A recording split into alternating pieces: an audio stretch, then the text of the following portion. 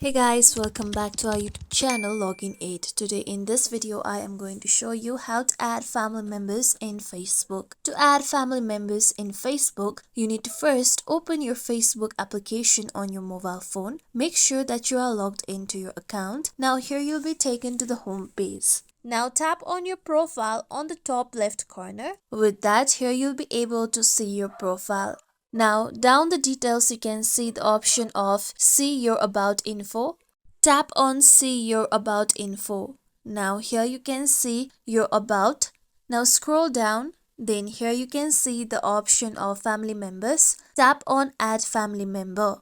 With that, now here you need to add a new relative to your Facebook profile. The person you add will need to approve your relationship before it appears on your profile. So enter your family member. Then you'll be able to find their profile. Then tap on their profile. With that, now select the relationship with the family member.